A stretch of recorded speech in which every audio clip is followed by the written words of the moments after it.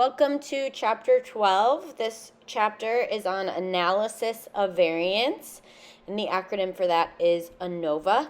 So let's get started. Okay, so a little review before we dive into discussing how to do the analysis of variance. The first thing is that we need to review independent and dependent variables. And the reason for this is because an analysis of variance, or an ANOVA, does test a hypothesis of difference. And so with a hypothesis of difference, we have an independent variable that's manipulated by the experimenter so that we can determine cause and effect. So the independent variable can also be thought of as the cause. In an independent variable, there can be two or more levels, conditions, groups of this variable. As a kind of a side note, if we do have an independent variable with two levels, as of now, the test we would do is an independent t. That's what you've learned so far for that scenario. But anyways, back to the review. An independent variable can be a condition of the subject's external environment that's created by the experimenter, so the manipulation or the treatment given. So you can have a manipulated IV. Examples of manipulated IVs are exposure to violent TV, the time of day that you're doing the exam, giving someone a drug versus not giving another group a drug, things like that.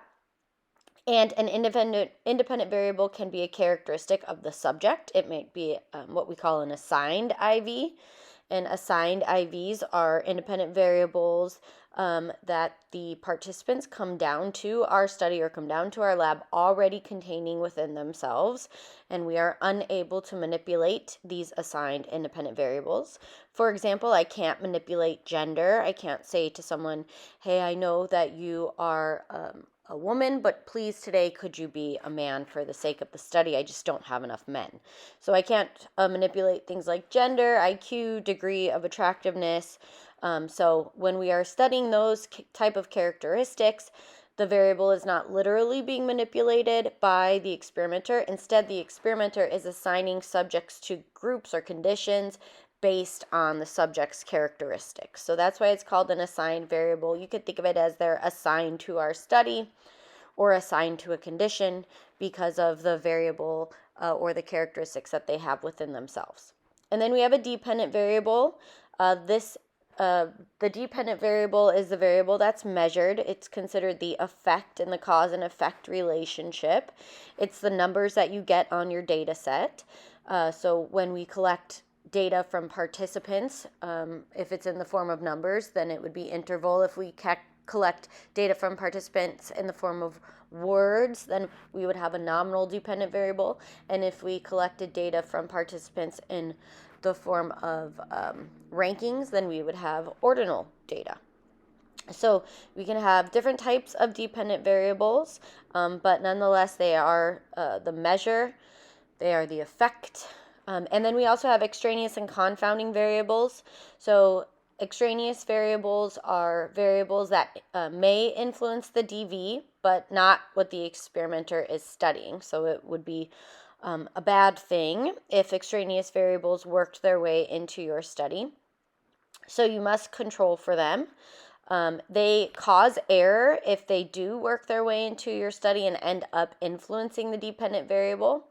And the main source of this error is individual differences. So the idea that people have their own thoughts and beliefs and experiences and moods, and all of those individual differences could act as extraneous variables that could influence the DV, when really we just want to know if our IV influences the DV or not some other variable we aren't studying or potentially we don't know about. If we don't know about an extraneous variable working its way into our study and we don't control for it, then it becomes what we call a confounding variable. So an extraneous variable may influence the DV. Hopefully we catch those and control for them. But if we don't, then they work their way into our study. They do influence the DV, and then we have a confounding variable. So like we said, the main source of this error is individual differences. The solution that we try to use in this situation is to randomize the participants to conditions, and by doing random assignment and then also, of course, random sampling from the outset, we would assume that all the subjects in our experiment are exactly the same. But of course, that's impossible, because even if you get people with the same IQ and SES, and none of them have the warrior genes and none of them are on drugs, they still have other individual differences that maybe can't be accounted for, which is one of the main reasons that we can never say prove in statistics. We just discuss our findings in terms of significance and probability. Okay, but because there is error inherent in experiments, we have to measure it and report it. And so so far you've already been calculating measures of error. Standard deviation was a measure of error because it looks at the differences between participants. Also, standard error of the difference was a measure of error. Standard error of the mean. So you've been learning a lot of different measures of error throughout the semester, and you will learn another one with ANOVA.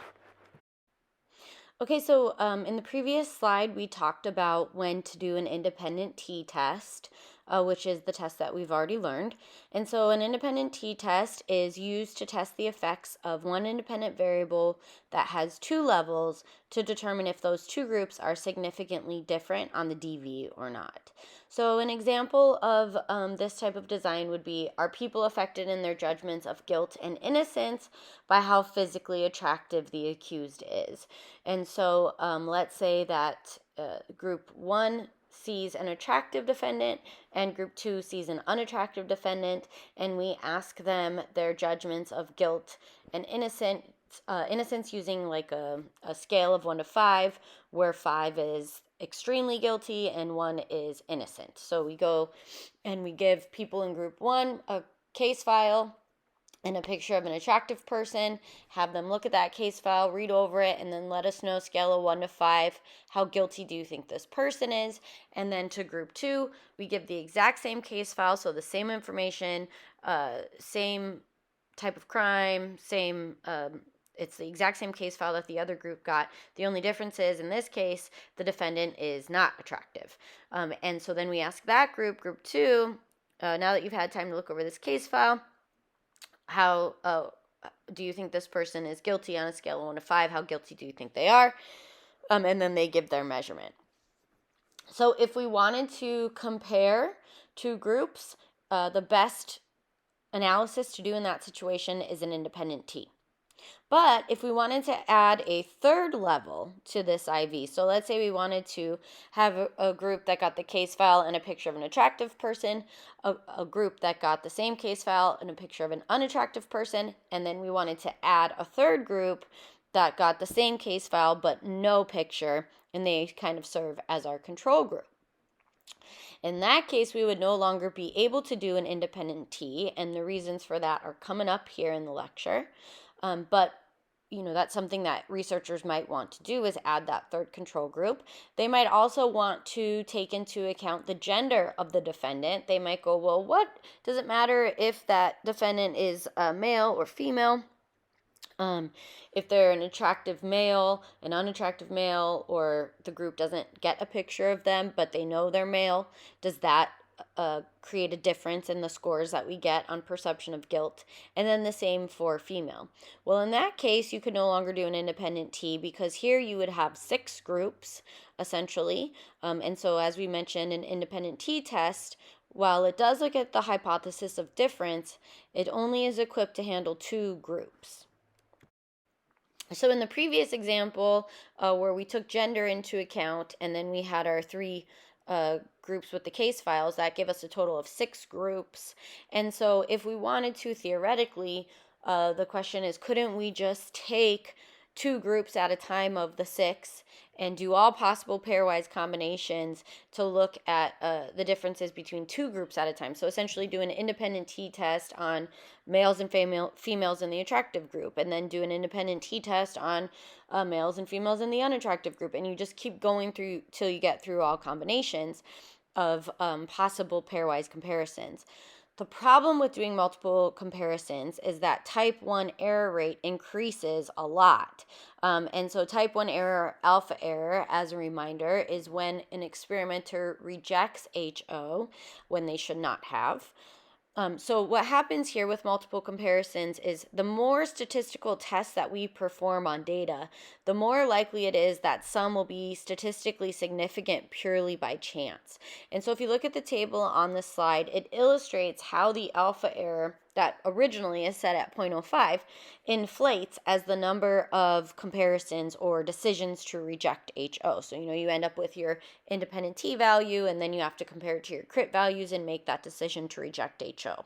So that's what's being referred to here. Each time you make a comparison, you make a decision to reject HO, and when you do that, the alpha error or likelihood of making a mistake and rejecting HO when you shouldn't have, as you can see on the slide, increases. So I'll let you look over that formula. It's just a conceptual bit of information. You're not going to need to do anything with this on the test. I'm just showing you the danger of using multiple comparisons and why doing an independent t-test over and over again on the same set of data is problematic. So in doing research, we can't afford to take this kind of chance of committing alpha error. And so to correct for this, you can do one of two things. You can do a Bonferroni test, or you can do an analysis of variance, or what we call an ANOVA. So a Bonferroni test is really just a way to make those alpha levels or your significance levels, your crit values more acceptable. And so the Bonferroni test corrects for multiple t-tests or multiple comparisons, and it's used to even out the level of significance among all your t comparisons that you would be making. We really only use this when the comparisons are planned from the outset of the study, so you can't do this after the fact. You would need to plan to do the Bonferroni test because you know you're going to do multiple comparisons on the same data. And so rather than setting the alpha level at 0.05, it sets a lower alpha level for all the t-tests combined. So for example, you just take the original alpha level, which let's say is 0.05, and divide it by the number of t-tests that you plan to perform. So let's say the original alpha is set at 0.05 and there are 3 t-tests planned. Then the alpha for each individual t-test would be calculated using 0.05 divided by 3, and so you would get an alpha level of 0.02. In this example, you would make 3 decisions about whether or not to reject HO, one for each test that you run. But instead of being able to reject at the 0.05, your alpha level is a little stricter for each comparison. And so in order to reject HO, you would have to reach the alpha level of 0.02 or lower. So the theory behind the Bonferroni is that the probability of all the t-tests combined cannot be greater than the sum of each individual t-test. So for example, the alpha for each should equal 0.05 or lower, but never should equal higher than 0.05. Okay, so the Bonferroni makes it possible to do multiple comparisons, and then you just make several statistical decisions to reject HO by looking at the comparison of each possible pairwise combination. So you compare 2 groups, and you make a decision about if you can reject HO on those 2 groups. Are they statistically significantly different or not? You make that decision about rejecting HO or not.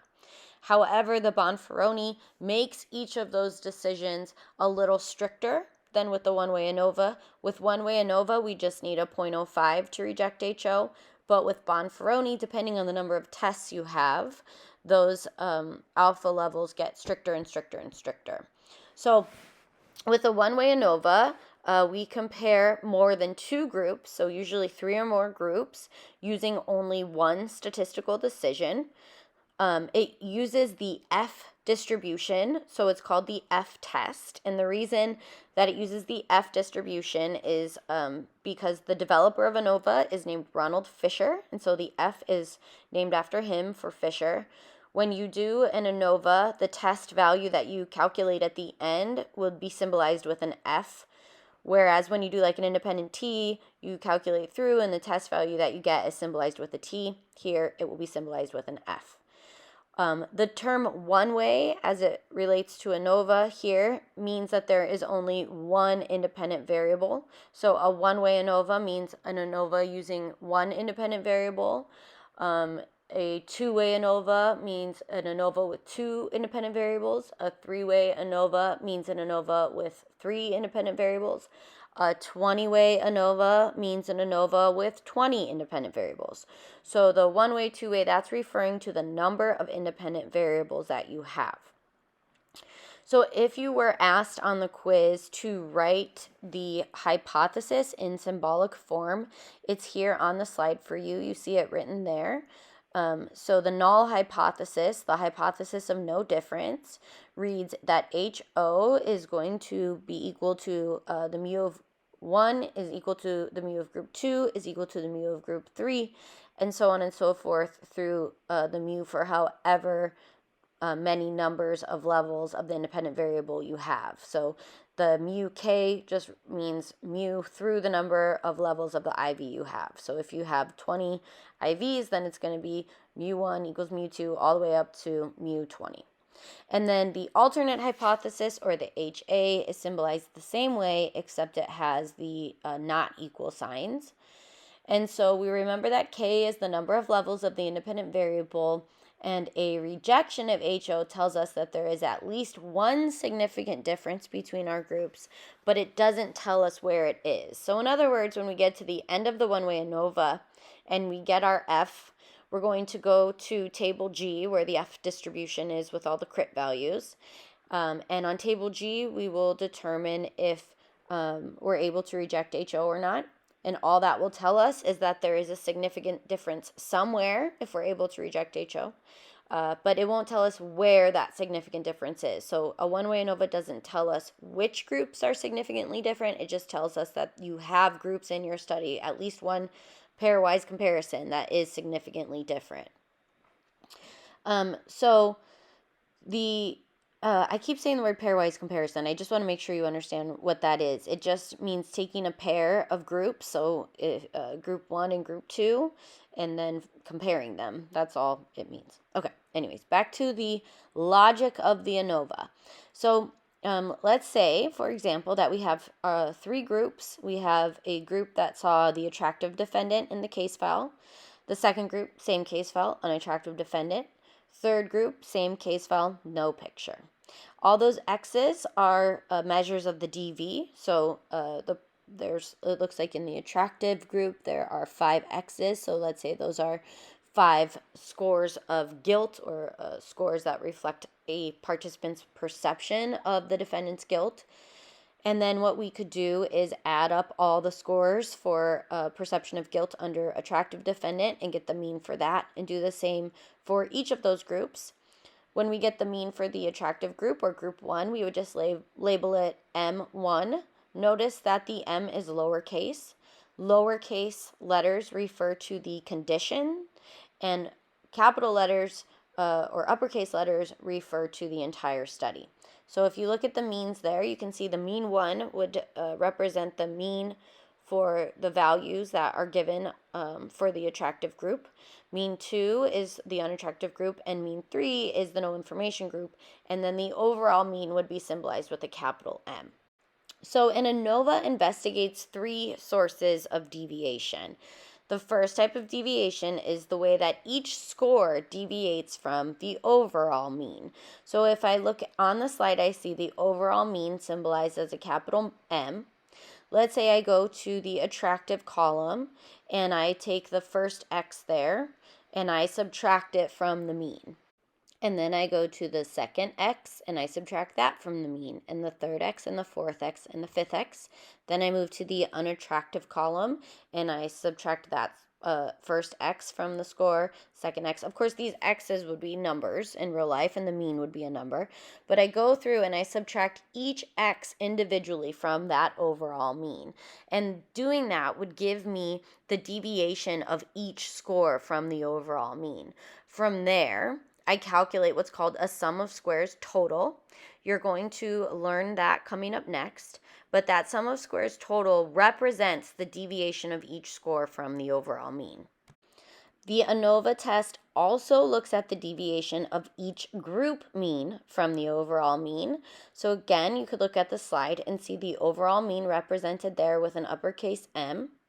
The deviation of each group mean from the overall mean, or the second source of deviation here, would involve taking each group mean and subtracting it from the overall mean.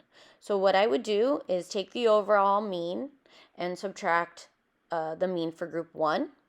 Then I would do the same thing for group 2, subtract that the mean for group 2 from the overall mean, and then the mean from group 3 from the overall mean. From there, I would continue through a formula that's ultimately going to get me to what's called the sum of squares between. And then finally, we have our deviation of each score from its own group mean. And so here we take each score and we find the difference between it and its own group mean. So I would go to the attractive column. I would pull out the mean for that group, the M1, and then I would go through and subtract each raw score from that mean. So I would go mean 1, subtract that first x, get my difference score there, or my deviation score there. Then I would go to the second x and subtract that from mean 1, then the third x, subtract that, fourth x, subtract that from mean 1, fifth x, subtract that from mean 1. Then I would move to unattractive and subtract the unattractive from mean 2, and so on and so forth till mean 3, subtract each raw score on that from mean 3. And doing so is going to give me the deviation of each score from its own group mean. Here, you'll see that it points out that this is the measure of error in the ANOVA test. So in the same way that the standard error of the difference is the measure of error in the independent t-test, the measure of error here comes from the deviation of each score from its own group mean. And in looking at these deviations, we are ultimately going to be working through a formula for this specific one, number 3, that gets us to what is called the sum of squares within groups. So right now I'm just telling you the logic behind these slides. You're going to, behind the ANOVA test. You're going to be learning how to calculate these sum of squares total, sum of squares between, and sum of squares within coming up. But basically the sum of squares are deviations from the mean. And so if you refer back to those 3 sources of deviation, you can see exactly which types of deviation we're going to be looking at with our sum of squares. So the sum of squared deviations from the mean is what's meant by the sum of squares. And so after we go through and subtract from the means for each of these different types of deviations, because the curve is symmetrical, we're going to get differences or deviation scores that are positive and negative for our groups. And so what we're going to have to do is square those to get rid of the negatives, because as you know, we can't have less than 0 variance. And then we sum those squares or add them all up and go from there. So we square and sum the scores from each of the 3 sources of deviation to end up with these 3 types of sums of squares. And also it's important to note, but I will show you on the worksheet, that when you calculate your sum of squares between and your sum of squares within, those 2 values should total your sum of squares total. So there's not a lot of opportunities in statistics to check our work, but there is here with one-way ANOVA by making sure that your sum of squares between and your sum of squares within adds up to the sum of squares total. Okay, so on the previous slide, I was just kind of introducing you to what the ANOVA is looking at in terms of all the different sources of deviation, or all looking at all the different ways in which the data varies. And then on this slide, it's really just a reference for the formulas that we're going to be using to calculate through those sums of squares. And you can see that in addition to the squaring and adding up of these values, there is also the n being taken into account so that we can, make corrections for the biased estimator and account for the number of people that are actually in our study. But at any rate, this slide is just a reference. We're going to look at our worksheet and go through how to do these formulas coming up. But the one-way ANOVA is not over. Once you calculate your sum of squares, you have a little more work to do. So the next step is to make variance estimates, and these are just estimates of the population variance. So those sums of squares that we talked about on the previous slides are just kind of our descriptive stats, but in order to evaluate our data, we must attempt to make those inferences from the sample to the population. And in order to make these inferences, we have to calculate what are called mean squares. So mean squares are the mean of squared deviations. In other words, they are an independent estimate of the population variance. A sum square is affected by sample size, so we need to determine the mean of each source of deviation. So that's the reasoning behind this. And in order to do this, we use degrees of freedom to get these mean squares. And so the degrees of freedom calculations are here on the slide. You'll need this as a reference, but we will also go through these within the worksheet. But essentially, you have three types of degrees of freedom total, degrees of freedom between, and degrees of freedom within. And the calculations on each of those are different. And then you use your degrees of freedom to calculate your mean squares. So you take the sum of squares between that you get and divide it by the degrees of freedom between you get, and that gives you the mean square between. And then you take your sum of squares within and divide it by your degrees of freedom within, and that gives you your mean square within. Then you take your mean squares and you divide them to get your F ratio. So the mean square between is your numerator and the mean square within would be your denominator. And that would render you with that F value, which we call an F ratio, because technically it is the ratio of the difference between groups to the difference within groups. So the difference in scores between the groups, the ratio of those, to the difference between the scores within each group itself. So this is the formula there. Mean square between divided by mean square within would give you your F value. So after you have your F ratio or your F value, you will use table G to evaluate it to see if you're able to reject HO or not. In table G is where we find those crit values of F. And so on table G, we use the degrees of freedom for the numerator and degrees of freedom for the denominator to arrive at the critical values at the 0.05 or 0.01 levels. So the degrees of freedom for the numerator, that just means use df between, and the degrees of freedom for the denominator, that means use df within. So on table G, the light face type is alpha equals 0.05, and the bold face type is where alpha equals 0.01. And of course, the obtained F is significant. Your calculated F is significant at a given level if it is equal to or greater than that table value, that crit value. And then if you're ever on Jeopardy, note that if you have one IV with two levels, it is the same as T. So your T would equal the square root of F, or T squared would equal F. Just a fun fact. Okay, so now we are going to go through the ANOVA worksheet. This is the one-way ANOVA worksheet. So we're going to begin by reading the problem. And the problem says, assume that an investigator is interested in how a person's willingness to buy is influenced by the aggressiveness of the salesperson. The investigator plays the roles of the salesperson and measures the effect of her assertiveness on sales. She operationalizes the independent variable by the way she plays the role, with low, medium, or high aggressiveness when making her sales pitch. And it says that the information content of the sales pitch is the same in all three conditions. So the word she's saying is the same, but basically her tone, body language, all of those other nonverbal forms of communication would be indicating low, medium, or high aggressiveness in terms of her sales pitch. So 30 customers are randomly assigned to three conditions. So the conditions are low aggressiveness on the sales pitch, medium aggressiveness, or high aggressiveness. So the customers are assigned to these three conditions with the restriction that there be 10 participants in each group. So each group has 10 people.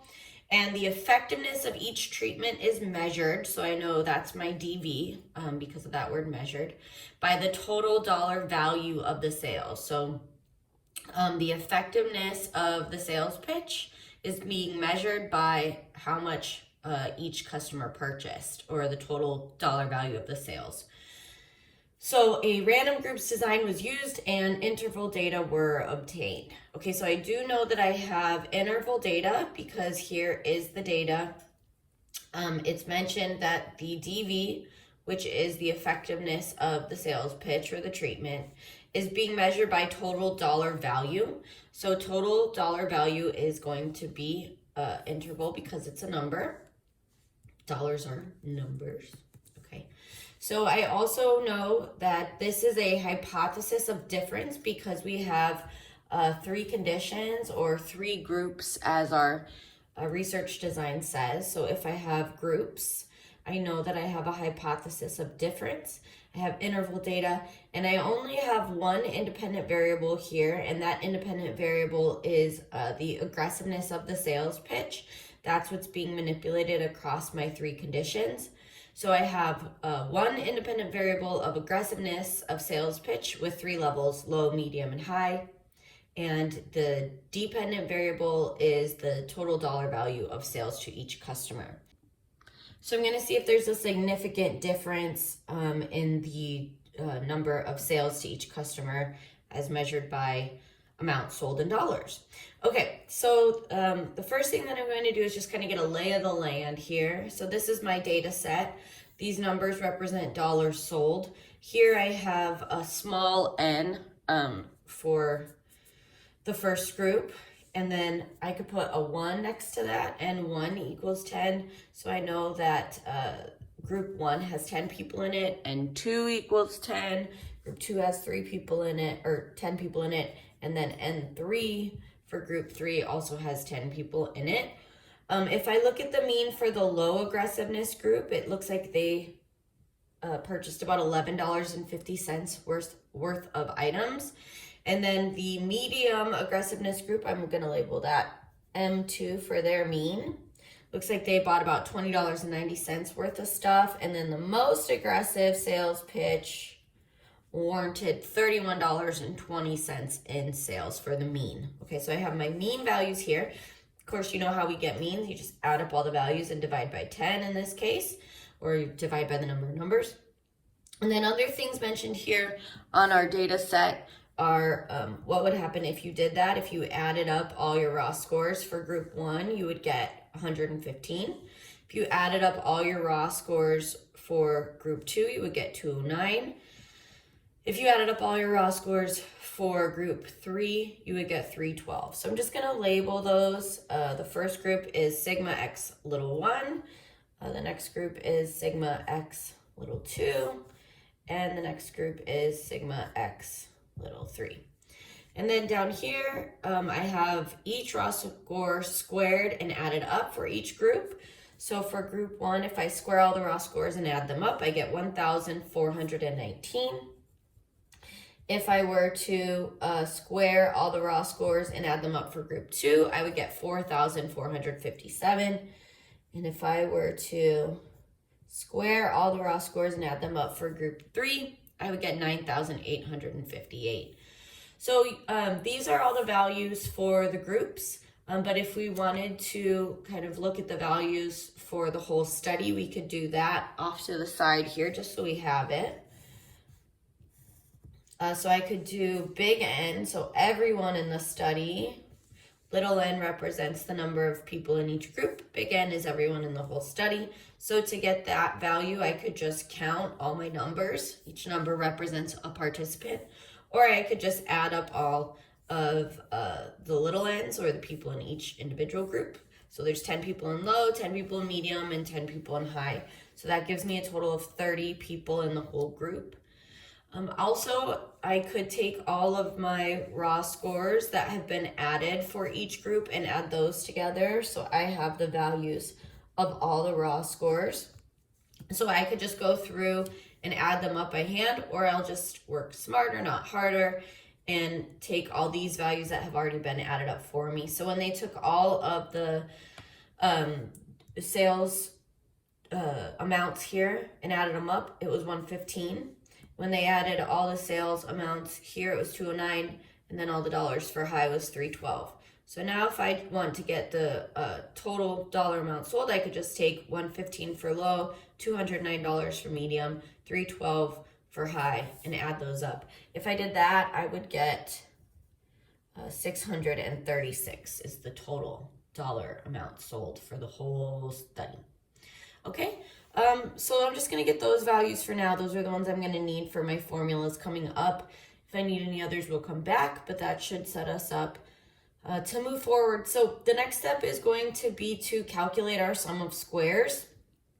And so the formulas for calculating our sum of squares is on page 2 of that worksheet. And so in this example, or all of these examples, so here you have sum of squares total, sum of squares between, sum of squares within, which are 3 sum of squares calculations for a one-way ANOVA. And so if you look on here, this is an example for the worksheet that we're doing. And so the worksheet that we are doing, this one has 3 conditions. So if you look on the formulas, you can see that the formulas have space for 3 groups. So here is the formula value for group 1, group 2, group 3, so on and so forth. However, it is possible to have a one-way ANOVA with like 4 groups or 5 groups. In fact, on your homework, you're going to have a scenario where one of the studies has 4 groups in it, in which case you just add in the 4th group to the formula wherever necessary. So here, for the sum of squares total, the first step is to take all the added up squared raw scores for each group and add those together. So if you had 4 groups, you would need to add another value of sigma x squared for group 4. And then you would also need to add it to this portion of the formula here where they're looking at just adding up the raw scores for each group. You would need to add in one for a 4th group if you had one, a 5th group if you had one, so on and so forth. But at any rate, in this example, we have 3 groups. So we're going to just go with that. Okay, so this page 2 of your worksheet does 2 things. It tells you the formula for each calculation that needs to be made, and then it shows you how to calculate through that formula. So if you look at the sum of squares total here, you can see that the calculation is to square all your raw scores and add them up for each group. Then you add those values together. You're going to subtract that from adding up all the raw scores for each group, adding those together, squaring that value, and dividing by n. So if I were to do that, here is an example of that calculation. I can find my added up squared raw scores for group 1 back on that first page of the worksheet. So here I see that the first step is to get my added squared scores for group 1. So if I just come back down here to my data set, I had already gathered that information before I started working through the formulas. So all of my added up squared raw scores for group 1 equal 1,419. So I just put that value right here in the formula. And then I'm going to do the same thing for this value here. It wants me to find all of my added up squared raw scores for group 2. So if I flip back to page 1, I've already calculated that value here. I got all of my raw scores squared and added up for group 2. And it was 4,457. So I'm going to put that value right here, 4,457. Okay, and then for the last one, for this portion of the formula, I need to get all of my squared raw scores that were added up for group 3 and put that here. So I'm going to go back to page 1. 9,858 is the value for all of the raw scores squared and added up for group 3. So I'm going to put that right here. And then I'm ready to move on to this portion of the formula to the right for the sum of squares total, which has me put big N as my denominator. So big N is everyone in the study. We had already calculated that on the first page is 30. So I'm going to be putting 30 here, where the formula tells me to put it in my denominator. And then I'm going to go back and I'm going to pull the data for all of my raw scores added up for group 1, all of my raw scores added up for group 2, and all of my raw scores added up for group 3, and I'm going to plug them in there. So the first one is all of my raw scores added up for group 1. I'm going to come back to page 1 here and see that all of my raw scores added up for group 1 equals 115. So I'm going to plug that value in here, 115. Now I need to get all of my raw scores added up for group 2. So I'm going to come back here and get all of my raw scores added up for group 2, which is 209. Going to plug that in here, 209. Then I'm going to get all of my scores added up for group 3. I'm going to look here on my first page of this worksheet for that. On my data set, says if I add up all the raw scores for group 3, I get 312. So I'm going to put 312 right there. And then the formula is asking me to put the squared symbol after that, so I will put that there. And now I have all the values for the sum of squares total plugged in, and I just need to calculate through. So if I were to add up all these values, it would equal 15,734. If I added up all these values here, it would equal 636. Put my squared symbol after that. And again, that's going to be divided by a big N of 30. So then if I just carry down the 15,734, I can start working on this math. So I'm going to take my 636 and square it, divide it by 30, and I should get 13,483.20. Then to get my sum of squares total, I just need to subtract these two values, and I will end up with my answer, which is 2,250.8. So at that point, what we do is we take that value that we calculated, 2,250.80, and we go over here to what we call a summary table. So this is our summary table. This is how we present data in ANOVA. Looks a little different than how we've been doing it in the past.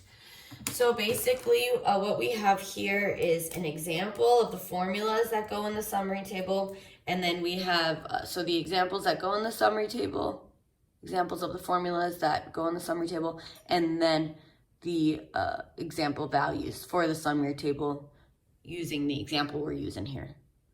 Okay, so one thing you can do to just help kind of make this a little more organized so you know which is which is to draw a line there between the two summary tables. So the beginning of the summary table is the title where it says source, and then degrees of freedom, sum of squares, mean squares, the F, and then the P. So this top summary table here is the summary table that includes the formulas for future reference. So I write formulas there. And then this summary table down here is an example of how to complete the summary table with numerical values. And these numerical values are from the worksheet that we're doing right now. Okay, so one thing that you can see is that there's the three sources of variance here in the summary table. So I'm looking up here at these formulas. And so the source of variance is your between groups, your within groups, and your total. We just calculated our sum of squares total. So the data we got from that is going to go somewhere on this row, which I'll be showing you in a second. Then you have a column here for your degrees of freedom calculation. And the degrees of freedom formula is here for your reference. So when you're calculating the between groups degrees of freedom, the formula for that is K minus 1. When you're calculating the degrees of freedom for the within groups, I'm going to put my pencil on degrees of freedom and my finger on within groups, pull them together, and at the intersect, I'll find that formula for my degrees of freedom within groups, which is big N minus K. And then down here, if I wanted to get the formula for my degrees of freedom total, it would be big N minus 1, and I would put the value there. You'll notice here the sum of squares column is blank, and that's because all the formulas for this are on page number 2 of this worksheet because they're too long to put here in this example summary table. But for example, the sum of squares total that we just calculated, we would put that value here on our summary table where we're putting our values. This one's the formula example, but I'll show you that coming up. Okay, and then after you calculate your sum of squares total, you have to calculate your mean squares and your F, but that's coming up, so we'll get to that. Right now, what we're focusing on is completing this column of the summary table. And this is the sum of squares column. So far, we've done the total. And when we calculated that sum of squares total, the value that we got was 2,250.8. So if you look on the example summary table on page 3, the sum of squares total that we just calculated could be found right here, 2,250.8. So this has already been filled out for us, but imagine we're filling it out as we go. So as of now, this whole thing would be blank. The only thing that would be in there would be our sum of squares total of 2,250.8. And now we're going to get the rest of this sum of squares column, and then I'll show you how to fill in the rest of this summary table. Okay, but so far what we have is the sum of squares total, 2,250.8. Let's get these other two sum of square values. Okay, so this next one here is the sum of squares between. Let's see if I could put some kind of covering so it's not so much. There we go. Okay, so now we're doing the sum of squares between, and the formula for this here is to add up all the squares for group 1, square it, divide it by the little n for group 1, which I believe is 10. Yes. And then you do the same for all your groups. So if you had 4 groups, you would need to add that in. Here we only have 3 groups, so there's space for 3 of these calculations. The next thing I'm going to do is add up all of the values for group 2, square them, divide them by the number of people in group 2.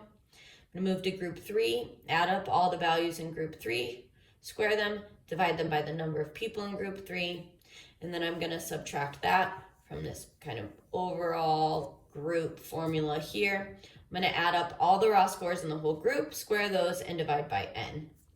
So let's go ahead and move through this formula using our, example.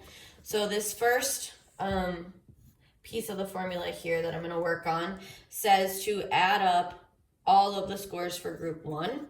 So if I come back to my data here and I look back, I've already done that. I added up all the scores for group 1 and it totaled 115. So I would put 115 right there. The n for group 1 was 10. In fact, the n for all the groups is 10. So the n for group 1 is 10. Okay, so that one is, all the puzzle pieces are plugged in there. Now we can move on to the next group. So now we're going to work on this one here. And this piece of the formula tells us to add up all of the values for group 2 and square them, and then divide that by the number of people for group 2. So we know all the groups have 10 people in them, so the 10's there. And now we just have to find the value where we have taken all of our raw scores and added them up for group 2. So if I look at all of my raw scores added up for group 2, the value is 209. I just plug 209 in right here. And then I'm ready to find the value for group 3, all of the raw scores added up. For group 3, go over here to my page 1 of this worksheet, and group 3, if I added up all the raw scores for that, I'd get 312. I'm going to come back here and plug that value in, 312. Divided by 10. Don't forget to throw your squared symbols in after your calculations. And then also the last step is to get all the raw scores for the whole study added up, and then we divide that by big N. So if I look here, big N is 30, and if I take all of these scores for each group, or if I just go through and add up all these scores, I would get 636. So if I add up all these scores here by hand, or if I just add up the totals for each individual group, I'll get 636. Big N again is 30. I'm going to go ahead and plug that in. Oops, sorry. Plug that in here. 30. Okay. So now I have all those values plugged in, and I'm ready to start calculating through. So you can either calculate through this way by doing this individually, these calculations here, or you can do it this way. Either way, you'll get the same answer of 154,250. Okay, so when you square all these and add them up, you get 154,250. Divide that by 10.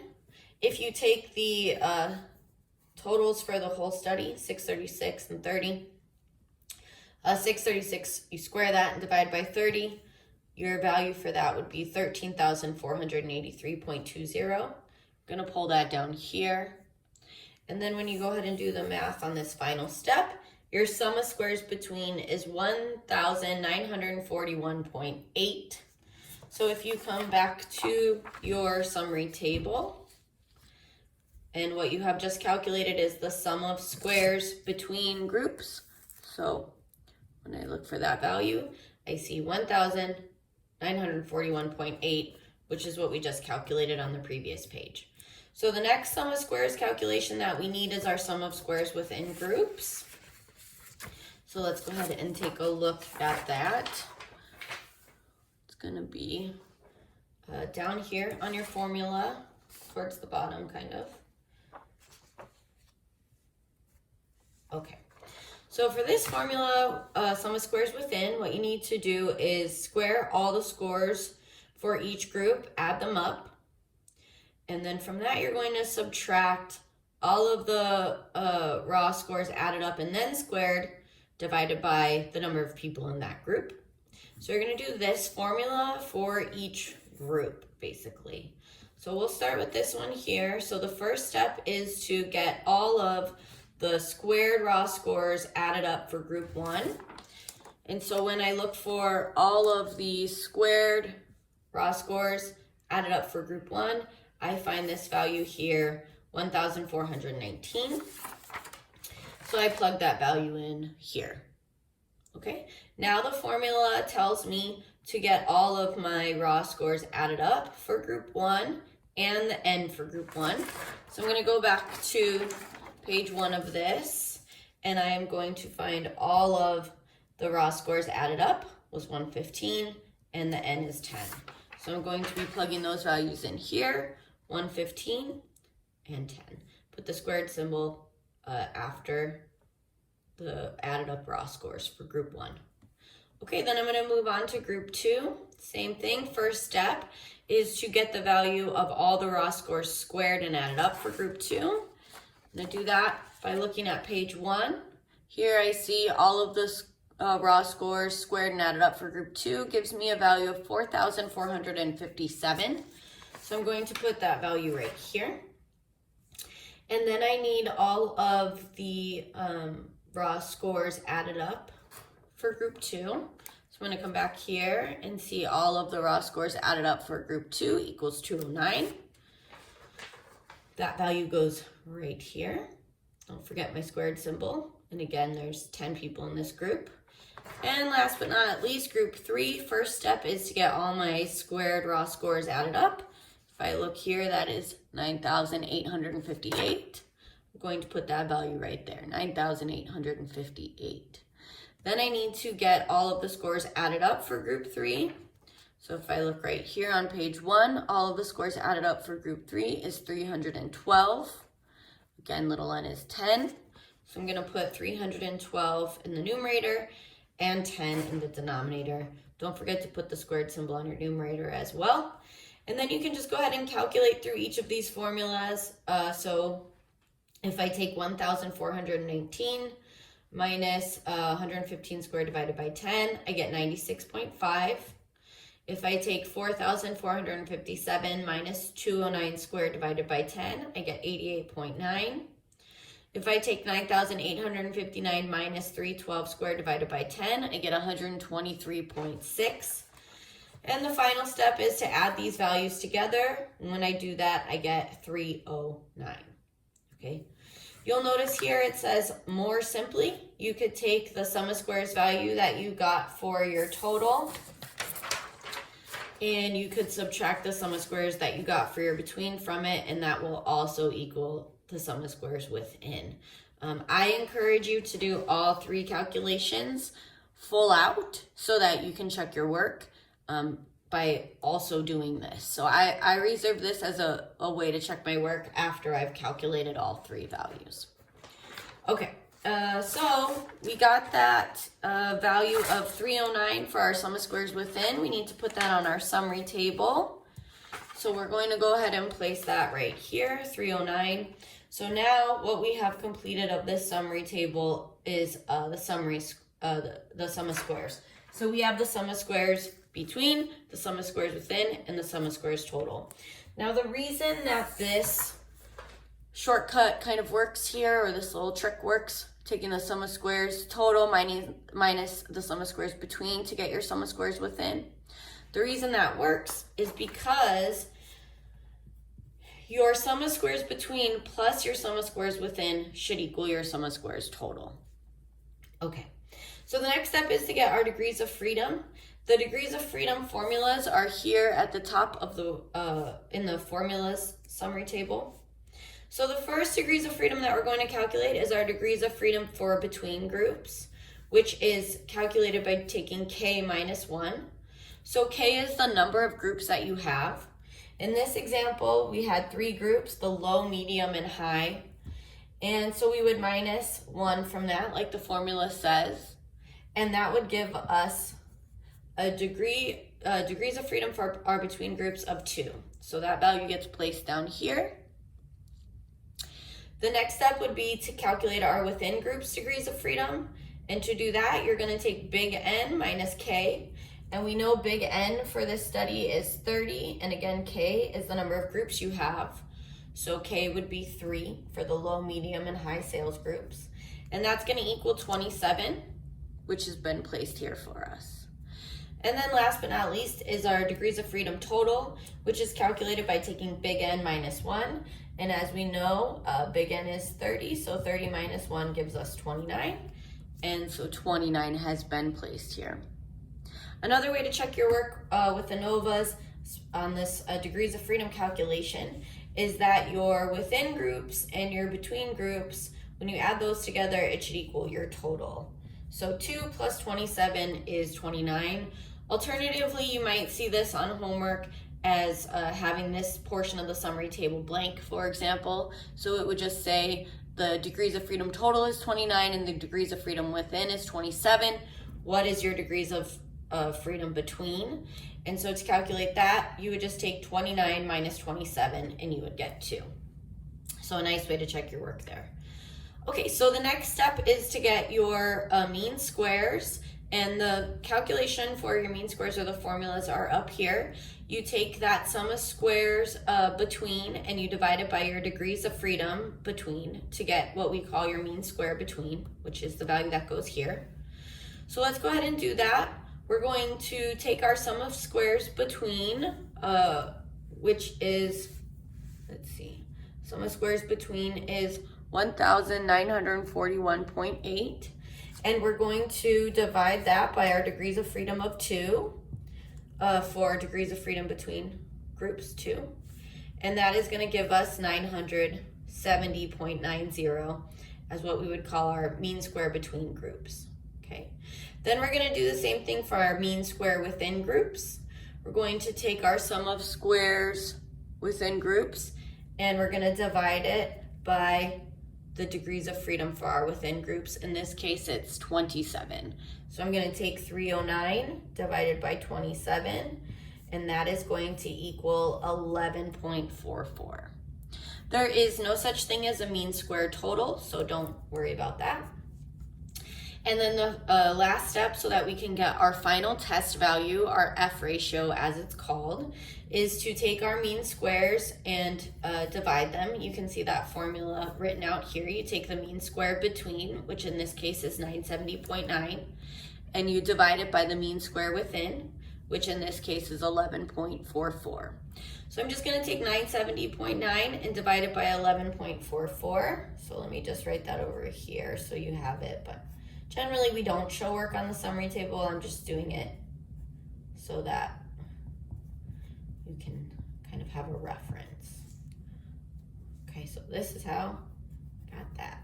Just took this value, 970.9, and divided it by 11.44, and that's going to give me my F value, 84.87. Okay, so then the next step is to evaluate this F ratio to see if I have significance on my curve. I'm going to go ahead and draw my curve. And then in order to get my critical values, I need to go to table G.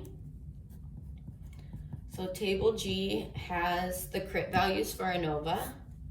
And if you look at table G, it's a little intimidating, a lot of numbers here. But basically, the printout from our class is kind of 2 pages, in that if you were to cut this in half, you could take the right side of the paper and move it down here, and it would probably be easier to read because it would just be like one straight log.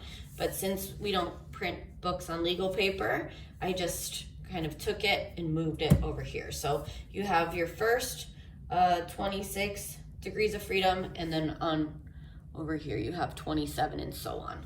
Okay, so you can fold it in half if that helps visually to understand it. Turn this over for a second. Okay, so what I would like you to do is first of all highlight that this is table G is for ANOVA, the analysis of variance. Maybe even write ANOVA on there in case you forget that that stands for analysis of variance. And then these numbers all up here on this top row represent your degrees of freedom between. So just go ahead and put DFB there on the top so you know that's what you're using here. And then on the column is you're going to pull your crit values by using your degrees of freedom within. So go ahead and write DFW on this side over here. So for example, if I need the crit values for this worksheet, I would use my degrees of freedom between of 2. So that's why down here it says 2, because it's given you, you're looking for the crit value, the 0.05, using 2 and 27. So if I look here on table G, I see that the degrees of freedom within only go to 26. So I'm going to have to come over here. Okay, so I have my degrees of freedom within is my column, and my degrees of freedom between is my row. So I have 2 and 27 here. Okay, so the way I read this, and you can look down here where I have it highlighted in green on mine, the 0.05 crit values are in light face type, and the 0.01 are in bold face type. So if you come back up here to 2 degrees of freedom between and 27 degrees of freedom within, okay, I get the 0.05 in the light face type of 3.35, and the 0.01 in the bold face type of 5.49. Hopefully you can see those on your table. Anyways, so I'm going to write those crit values down. They've been written down for me here. The crit value at the 0.05 using 2 and 27 is 3.35. And the crit value at the 0.01 using 2 and 27 is 5.49. So I'm going to go ahead and write those over here on the positive side of the curve since our crit value, or our F ratio was positive.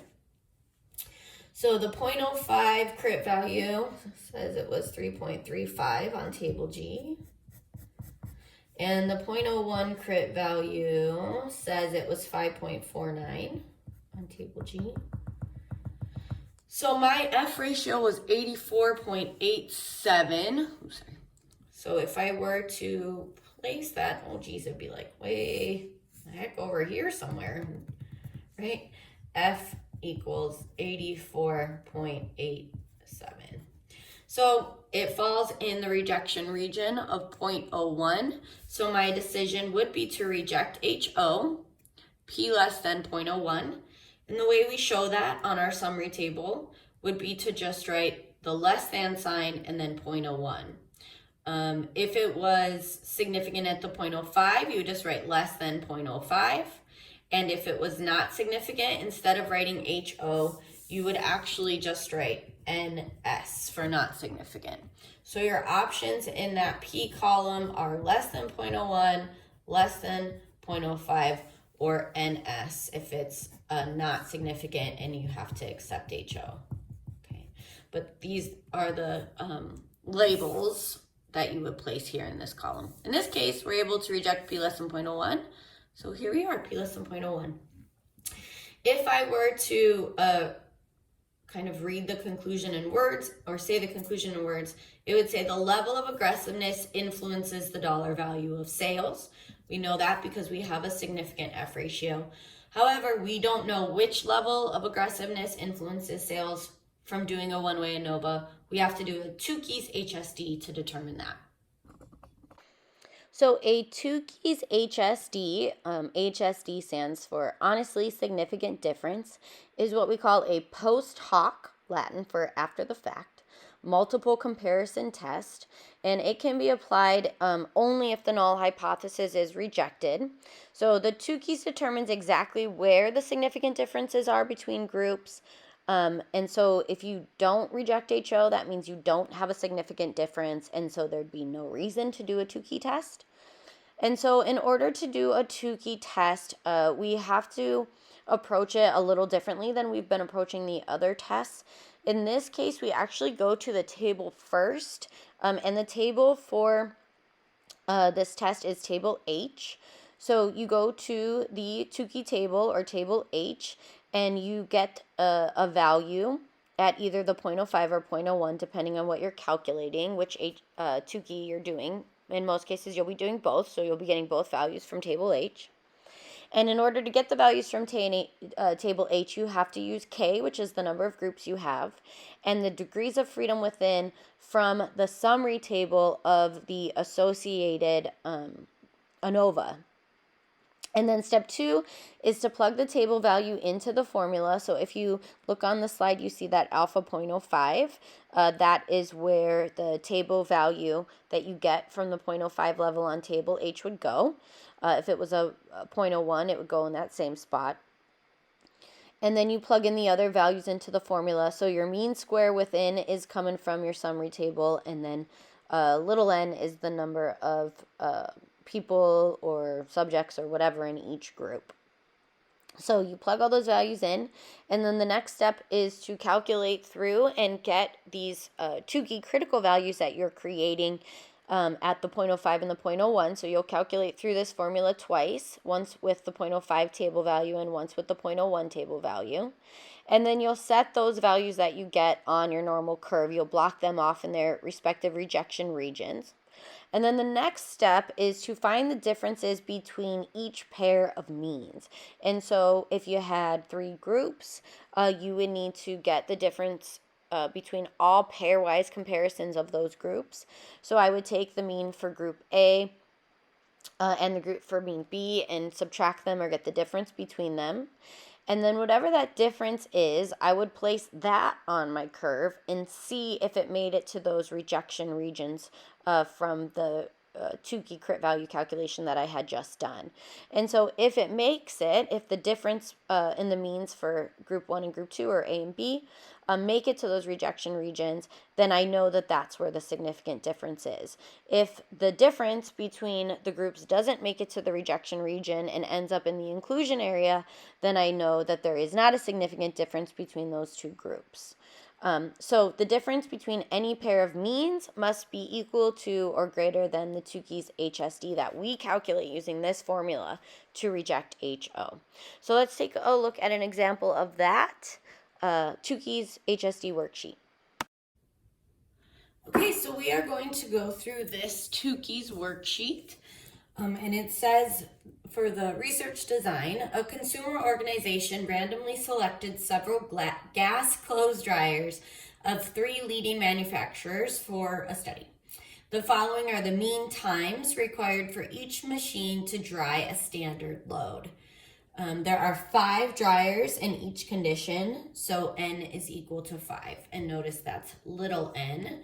So if there are 3 conditions or 3 dryers, and there are 5 dryers in each condition, that would give us a total of 5 times 3 is 15 total dryers in our study. So what has been done here is the means have been calculated for each of these brands for us. So brand A dried a standard load in 41.2 minutes. Brand B dried the clothes in 48.6 minutes. And brand C dried the clothes in 36.4 minutes. So here is the one-way ANOVA that is associated with this study. And all of the values have been completed for us, and it looks like they had a significant F at the 0.01 level. So what that tells us is that there is a significant difference in drying times between the 3 brands. What it doesn't tell us is where that difference is. So is there a significant difference between brand A and brand B, brand A and brand C, brand B and brand C? Where is that significant difference? We know there is at least one. This P column is always going to tell us the best outcome. So if the best outcome or the best difference that was found is a 0.05, then that's what this will say. But in this case, it's saying that the best difference is 0.01. So we know when we go and we look at the differences between each what we call pairwise comparison, which is when we compare a pair of brands, in this case, to each other. So when we compare A to B, is that a significant difference at the 0.01 level? I know there's at least one, or maybe that's a 0.05. Is there, or maybe that's not significant. Is there a significant difference at the B, between B and C? Is that where I'm getting the 0.01? So I'm going to do the Tukey's HSD because I do have a significant difference. And the Tukey's HSD is going to show me where that difference is. And also if there are any other significant differences that maybe aren't as strong. Maybe a significant difference at the 0.05 level, for example. If I were to do a one-way ANOVA and have an NS in this column because I had to accept HO, my F ratio wasn't bigger than my crit values. So I get a not significant in my P value column here. If that were the case, there would be no reason to do a Tukey's test. But since we do have significance, we're going to go ahead and do the Tukey test. So the Tukey test works a little bit differently than the other tests that we've been doing. So it often feels counterintuitive to students because the first step is actually to go to a table. And generally that's the last step that we do in a statistical analysis. But what we're doing with Tukey's is we're actually creating our own critical values to then take the differences of our pairwise comparisons and compare it against these Tukey critical values that we create. So the formula is for us to create Tukey values, and the table gives us values that we need that take into account degrees of freedom and stuff for, you know, the n number of participants that are in there. So we get that value from the table, and then we create our own critical values here, okay? So the formula is this one here, and it's the same formula when we create our crit value for the 0.05 level as it is for the 0.01 level. The only difference is this little 0.05 here obviously becomes the 0.01 when we use this formula to calculate our 0.01 crit value. But we'll start with calculating the 0.05. So the very first thing that we do is go to the Tukey table, and that is table H. So I think it's helpful to write yourself a little note that that is step 1, since generally it's our last step. Generally that is where people get confused. And I guess I'm just going to keep saying generally today. Okay, so we have table H here, which is where we get the value that we need to go ahead and plug our values into the formula. And so what we use to get the value from table H is the K and the degrees of freedom for the mean square from your F table, okay? So the K is the number of groups you have. In this case, we have 1, 2, 3 groups or conditions. So we know that K is equal to 3. And then we also need to get the DF for the mean square within groups. This whole thing should be circled probably.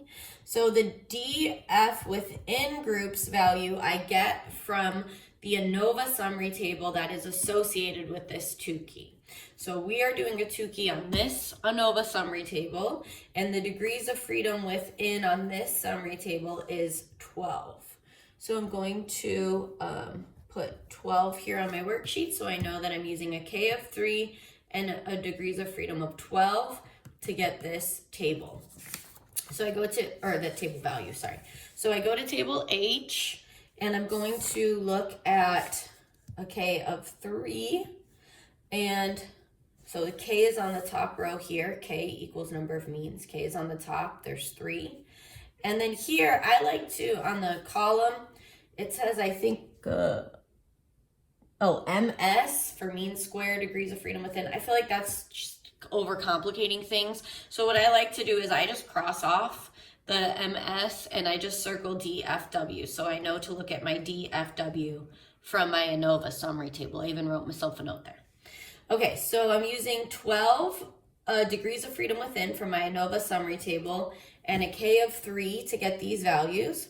And they're listed on top of each other. So the 0.05 is 3.77 and the 0.01 is 5.05.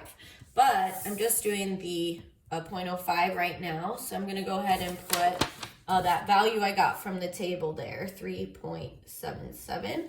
And then, you know what, since I had it, I'll put the value from the table here too, 5.05. And it's the same way I got it using K of 3, DF of 12 on table H.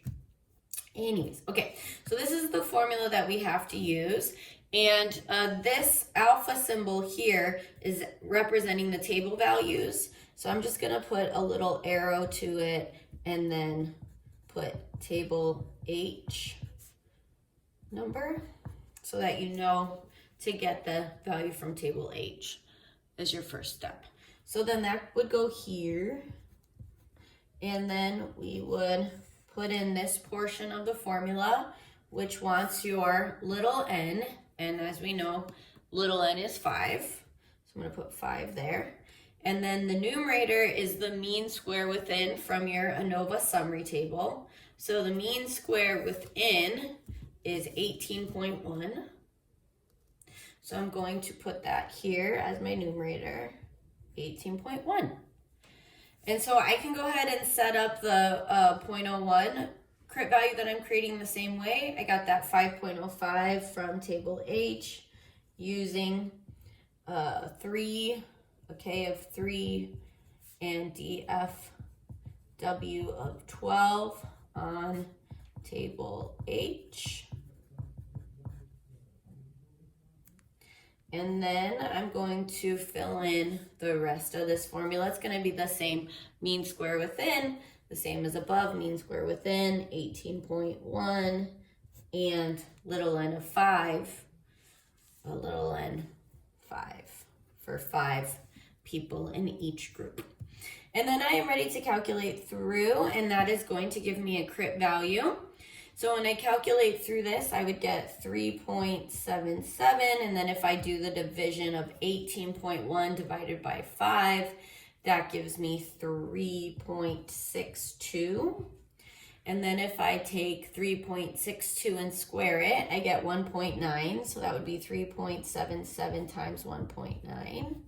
And that is going to equal 7.16. So 7.16 is what we would call the Tukey's honestly significant difference at the 0.05 level. So we'll hang on to that for a second. And then we're going to solve through this Tukey crit value. So again, we would do the division on the denominator, just pulling over the table value And putting the division in, 18.1 divided by 5 is 3.62. And then when I multiply, oh shoot, I shouldn't have done that. Sorry, didn't mean to put it in parentheses. This is supposed to be square root. Okay, so I have 5.05 and the square root of 3.62. So let me pull that 5.05 over. Now my parentheses. So when I take the square root of 3.62, I get 1.90. And when I multiply 5.05 times 1.90, I get 9.60. So 9.60 is basically our crit value at the 0.01 level. Okay, so we have our crit values. What we could do now is go ahead and draw our curve. And we're going to put those crit values on our curve. So we have 7.16 at the 0.05. And at the 0.01, we have a crit value of 9.60. Okay, so this is our 0.05 rejection region, and this is our 0.01 rejection region. All right, so now what we're going to do is find the difference between each pairwise comparison, as they're called. So every combination of these three groups, we're going to find the difference between their means. Then we're going to take that mean difference and put it on the curve to see if we're able to reject HO at the 0.05 or the 0.01 level. And then we'll know where the significant differences are. We are expecting to have at least one of these differences be in the 0.01 rejection region, because we know that to be true from our summary table, and our summary table always gives us the best pairwise difference. But there could be a 0.05 or a non-significant. We'll see what happens.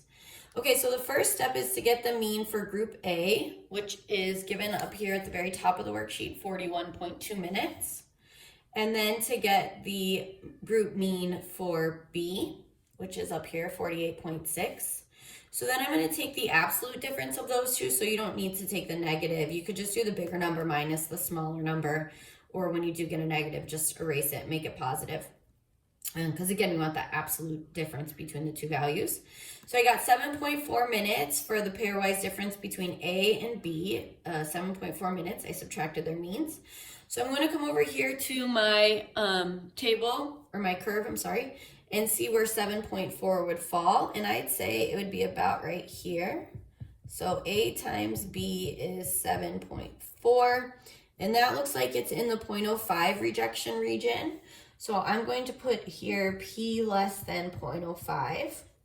So there is a significant difference between A and B at the 0.05 level, which wasn't displayed here because our summary table only gives us the best significant difference. So now I'm expecting that I will see another pairwise difference at the 0.01. So it's either going to be A versus C or B versus C, or maybe both. I don't know. We'll have to see what happens. So I'm going to take the mean for A, which is 41.2, and the mean for C, which is 36.4. Again, these means are at the top of my worksheet.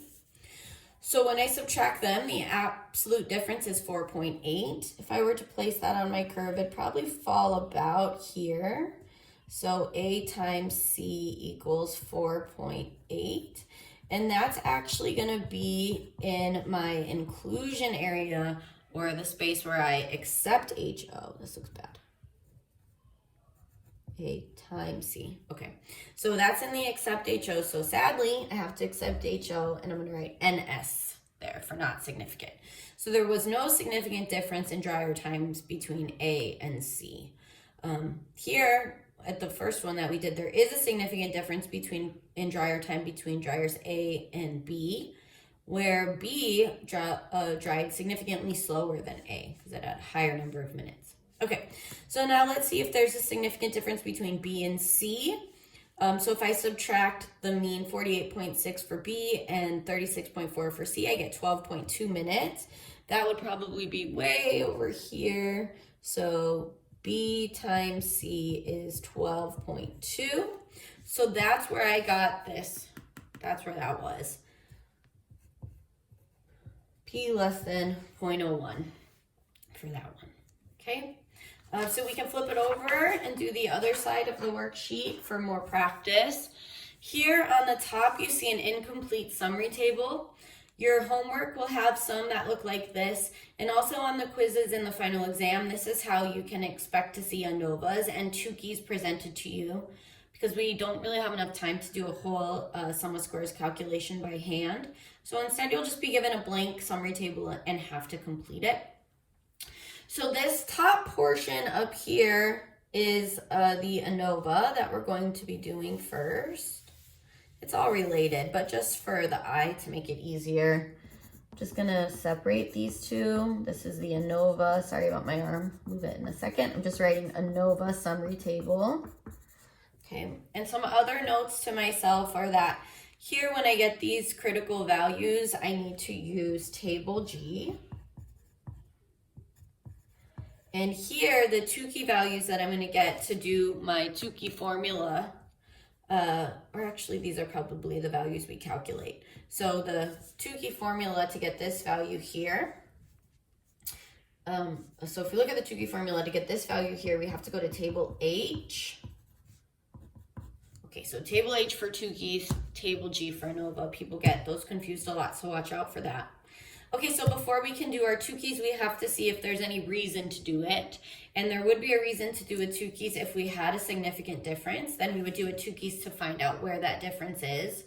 If we didn't have a significant difference, so we had to accept HO, there'd be no reason to do a Tukeys test to find where a significant difference is, because we wouldn't have one. So let's see if we need to do a Tukeys. The first thing we need to do is complete this summary table. So in order to figure out the within groups, I just have to remember that the between plus the within equals the total. So if I just take the total and subtract the between, so I could do minus 1387.33, what I am going to get is this within groups value. So that would be 1045.99, which I'm going to put here. 1045.99. Again, we normally don't show our work in the summary tables. I'm just doing that here for you so that you can see it visually. Okay, so then the next step is to do the mean square calculation. So what we need to do for this, and notice that this is a little different than our ANOVA worksheet. These two columns were flipped. I like it better laid out like this. Ultimately, it doesn't matter. You just have to divide the sum of squares by the degrees of freedom for each source of variation. So if we're going to get the mean squared, then what we're going to do is divide here. So 1,387.33 divided by 2 is going to give us 693.67.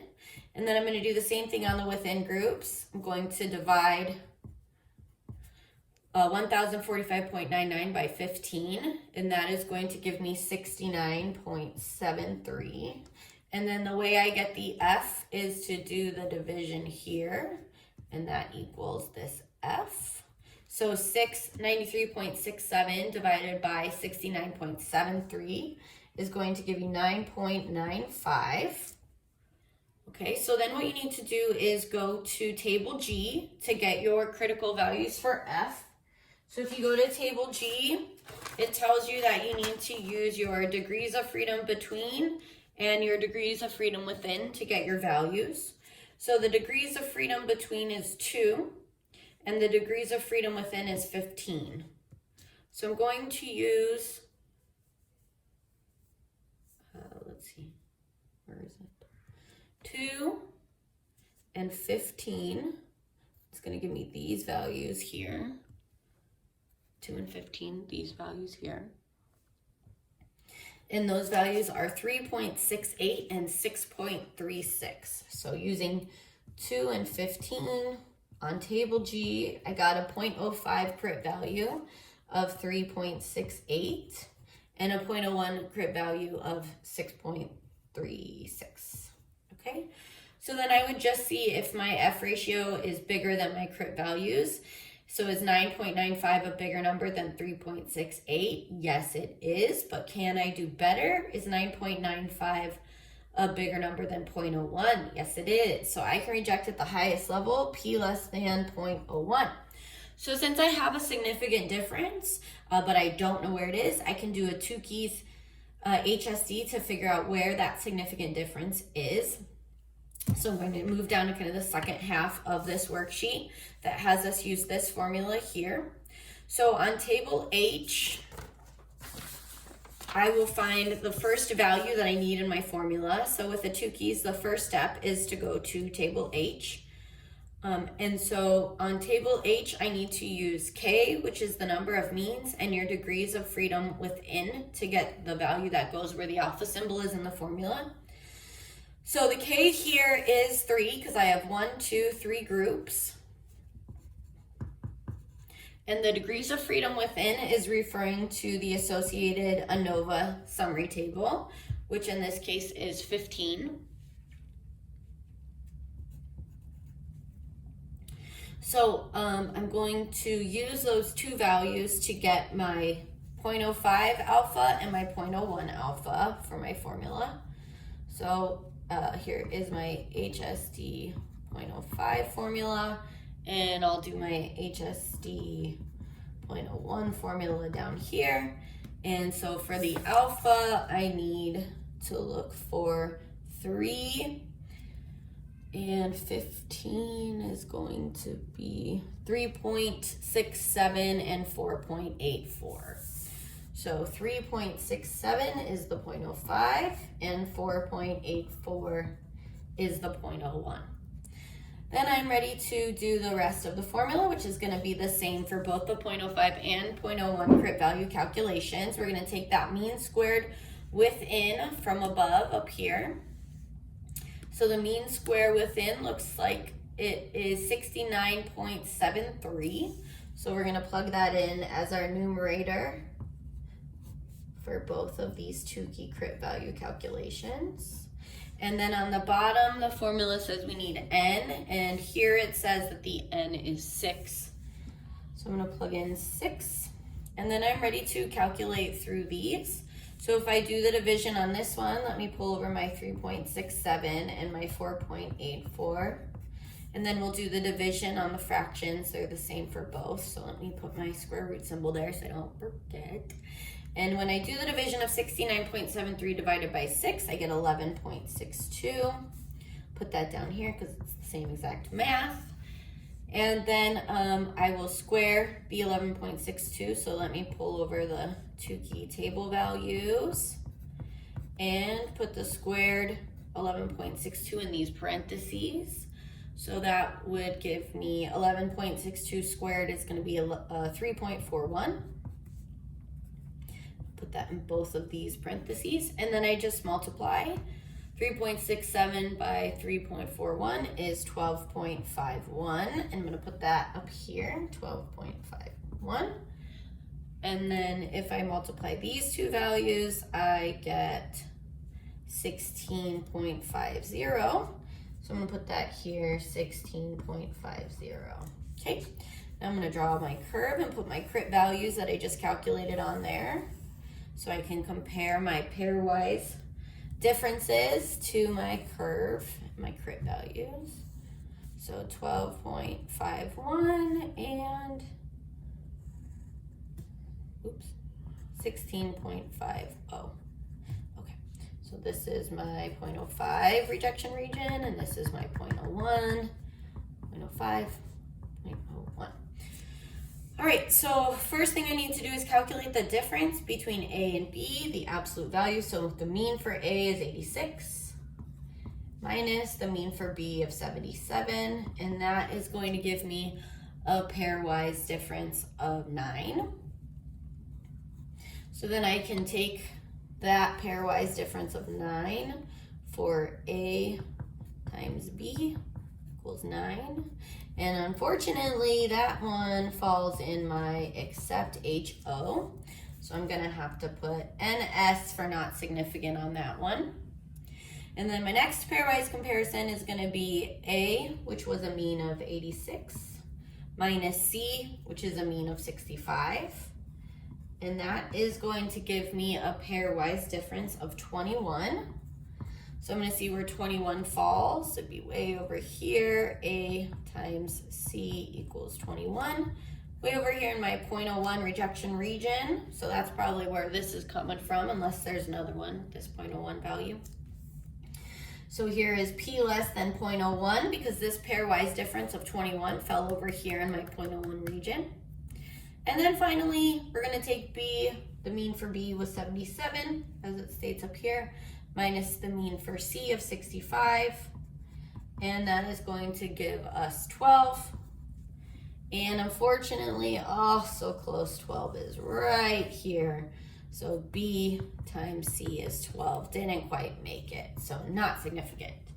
So I would say that there is a significant difference in groups. I'm not sure what these scores are for, but the group in group A did or the people in group A, or the dryers, whatever is in group A, did significantly better or had a significantly higher score than the people in group C, because their mean was 86, and that was significantly different from a mean of 65.